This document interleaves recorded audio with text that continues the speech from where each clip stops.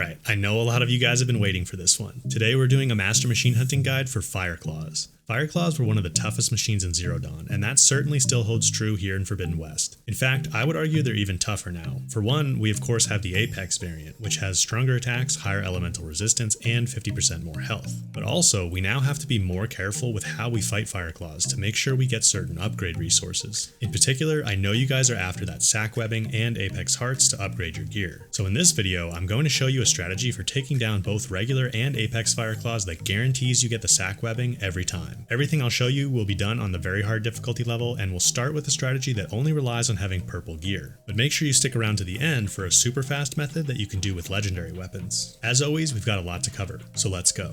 Okay, so as you guys already know, Fireclaws bring the deadly combo of being super tanky and very strong offensively. Despite their massive amount of HP, which would often be associated with a slower enemy, Fireclaws can actually move very fast. Try to keep some distance and they'll close the gap with one of their lunging dives, which are powerful attacks on their own. Of course, most of their attacks are also enhanced by fire, which only adds to the chaos. Fighting a Fireclaw can easily become a very long ordeal, where it feels like you're burning through all your resources just to chip away at its health a little bit at a time. So let's put together a strategy to make this as easy as possible. We definitely don't want to be dancing around with the Fireclaw for very long, so my strategy is focused on a fast takedown that avoids damaging the blaze unit, which is the component you need to leave intact to get the sac webbing. As you've probably already figured out, we definitely want to exploit the Fireclaw's weakness to frost. Freezing any machine into the brittle state will double all impact damage, so that's going to help us a lot in bringing down the Fireclaw's health quickly. Unfortunately, Fireclaws can remove elemental states with their Firestorm ability, which activates as soon as their health drops below 70% and then again at 25%. Also, the brittle state only lasts 25 seconds, so once we get it frozen, we need to make sure we deal a lot of damage as fast as possible. Of course, there's multiple ways you could do this, but my preferred method is to use a bolt blaster with a sustained burst weapon technique. Similar to the strategy I showed you guys in my Slaughter Spine guide, we can combine sustained burst with a ranged master Valor Surge to deal some massive damage really fast, and with relatively cheap ammo too. So, our goal is to freeze the Fireclaw and then use the bolt blaster to bring it down fast. The problem is, Aloy's mobility is dramatically reduced when using a bolt blaster, so we need a way to immobilize the Fireclaw while we blast it. Otherwise, the Fireclaw is going to make short work of us. The best tool for immobilizing machines is a rope caster, specifically the Elite Rope Caster, which you can pick up in Thornmarsh. With this, we can tie down the Fireclaw with just 2 to 3 ropes. The exact number depends on how far you've upgraded the rope caster and whether you overdraw your shots, but in any case, we'll be able to immobilize the Fireclaw pretty easily. Just remember that rope casters work a little differently here in Forbidden West compared to Zero Dawn. Just tapping R2 will fire a rope, but it won't be able to pierce armor plates. To attach ropes through armor plates, you need to at least partially draw your shot. Also remember that weapons can be drawn faster if you do so while sliding, which helps tie down machines faster. I'll show you that in the live demo in a minute. Okay, so how's all of this going to come together? Well, our first step is to use the rope caster to tie down the Fireclaw. As long as we approach undetected, it's pretty easy to tie down the Fireclaw before it can even attack. Now, once we have it tied down, it will stay that way for a full 90 seconds, so we have plenty of time for the next steps, which is good because we need to be a little bit careful. That's because dealing any significant damage will remove the tie down state and set the Fireclaw free. We certainly don't want that, but we do need to get it frozen, and frost ammo will deal some elemental impact damage. So we need a way to deal elemental buildup but minimize elemental damage. My trick for this is to make sure we hit an armor plate with our frost arrows. This will block most of the impact damage but doesn't affect elemental buildup, so we can freeze the Fireclaw while keeping it tied down. By the way, if you guys like these deep dive machine hunting guides, let me know by leaving a like down below. A lot of people don't realize how small my channel is, and leaving a like really does help. So now with the Fireclaw tied down and frozen, we need to decide what part we're going to focus on to maximize damage with our bolt blaster. Unfortunately, we can't target the blaze unit on its belly because we need that intact to get the sac webbing. We could target the shoulder sacs. Those don't have anything to do with the sac webbing, and they do deal a lot of damage when they explode, but they'll also remove the brittle state as soon as they do, which will cut the damage we can deal in half from that point on. So targeting the shoulder sacs is not ideal. We could just target the Fireclaw's body, or maybe its face, and hope we hit the eyes for an extra damage boost, but there is one other weak point left to exploit. The canisters on the Fireclaw's rear, which are shock on the normal variant and plasma on the Apex, will give us a damage boost if we target them, so that's what we're going to do.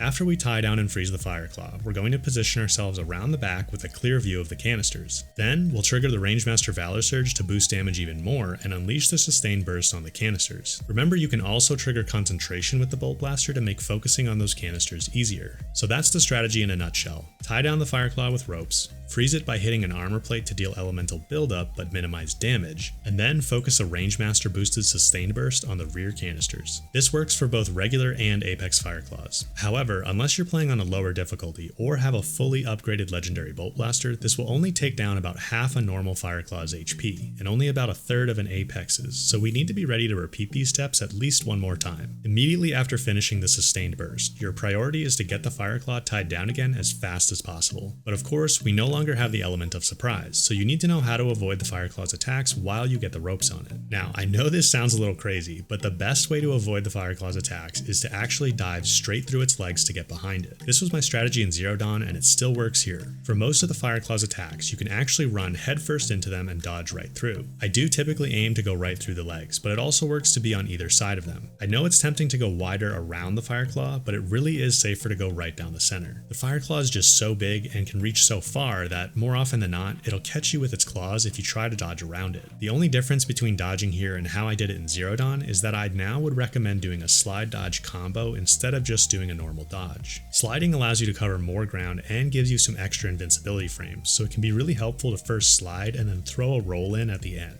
If the Fireclaw does any of its jumping attacks, you'll want to go straight under those as well, again using the slide dodge. Fair warning, this is definitely the toughest part of the fight. Getting the dodge timing down will take some practice, but as long as you stay focused on firing off ropes at every opportunity, you should be able to get the Fireclaw tied down again pretty quickly. Then it's just a matter of repeating our freezing and bolt blaster steps to bring the Fireclaw down. Oh, and remember, if you get crushed or take on the burning state, you can clear those status effects with a cleansing potion. Okay, let's take a quick look at my loadout and then I'll show you how to put it all together in the live combat. Our outfit is going to be the Nora Sentinel. I like the Sentinel in general for its weapon stamina perks, which will help make sure we can do our sustained bursts, but it also has good fire resistance, which will come in handy with the Fireclaw. I have this outfit fully upgraded, but I'll remove all the weaves to keep it a little weaker. For a frost weapon, I have the level 4 Seeker Hunter bow with a couple of 15% frost coils on it. As I mentioned earlier, we'll also be using the Elite Ropecaster. Mine's fully upgraded, but I won't put any coils on it. And finally, for the Bolt Blaster, I'm going to use a level 4 Relentless equipped with a couple of impact damage coils. Close range damage coils would be better, but keep in mind I'm trying to show this is possible without the absolute best gear. If you're wondering where to get any of this gear, go check out my gear and coil playlists linked in the description. Okay, let's dive into the live combat. Okay guys, so I'm here at the Southern Fireclaw site. I like this one a lot better than the northern one because the northern one has like a bunch of watchers there that are super annoying to deal with, so I always farm at this one. And then difficulty's on very hard. Aim assist is on default. And the outfit is actually the Nora Valiant, not just the look applied or anything like that. So that's what we're wearing. And then I'm going to preload 3 frost arrows. And make sure our bolt blaster's loaded. And I'm also going to make sure I have a cleansing potion down in the left there, ready to go. And we'll go to our ropes. And so this is like basically how I like to start it. As he's walking away, we'll slide in here, which will let us draw our ropecaster faster. And slide again to get the second rope on him. Now we have 90 seconds at this point. So even if you forgot to like preload your frost arrows, that's no problem. Just want to make sure we aim for this armor plate when we triple notch and shoot these so that we don't degrade the tie down state. We'll do one more volley of them. So he's frozen now but still tied down. So I'm going to get my advanced bolts ready to go and line up so we can see these canisters really easily. Trigger our Valor Surge. And I'm also going to trigger concentration and we'll just focus on those canisters. Try and get as many hits on those as we can without missing the Fireclaw. You can see he's almost completely dead already, but he'll immediately remove the frozen state. So we're going to get some distance and get him roped down again. So here's where you want to dive through his legs. I'll show you that one more time because he got his rope off. I know that's kind of crazy, but it is the best way to avoid most of his attacks. We're just going to get him roped down here again. There we go.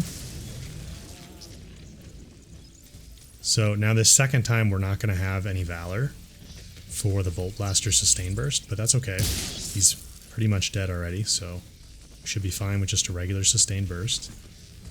Just going to make sure we hit an armor plate. When we freeze him, we'll need to reload our Bolt Blaster. Actually, we already did. And there's no more canisters left, but we can just hit them from any angle at this point, really. And there you go. And just to show you, the sac webbing is right there. Okay. So as you guys can see, keeping the Fireclaw tied down as much as possible and using that bolt blaster on the canisters really let us take it down pretty quickly. Also remember that a big part of the reason this works is because we're boosting damage both by freezing the Fireclaw and using the Rangemaster Valor Surge, so it's important you remember those steps too. And don't forget to hit an armor plate with your frost arrows, otherwise the ropes will break very quickly and set the Fireclaw free. Now, I want to give you guys some extra tips and then show you that super fast method using legendary weapons. My first extra tip is specifically for regular Fireclaws because they have sparker canisters. If you're struggling to tie down the Fireclaw, remember you can hit a sparker canister with a shock arrow to trigger a shock explosion that stuns the Fireclaw for a short time. While it's shocked, you can very easily tie it down instead of trying to do this while the Fireclaw is moving around. Another option here is to use drill spikes with knockdown power coils equipped to trigger a knockdown, which also stuns machines and makes it easy to tie them down. I explained this a bit more in my Slaughter Spine video, but basically you need to make sure you hit the legs to trigger a knockdown. Personally, I find it hard to hit the Fireclaw's legs consistently, but it's worth knowing this is an option.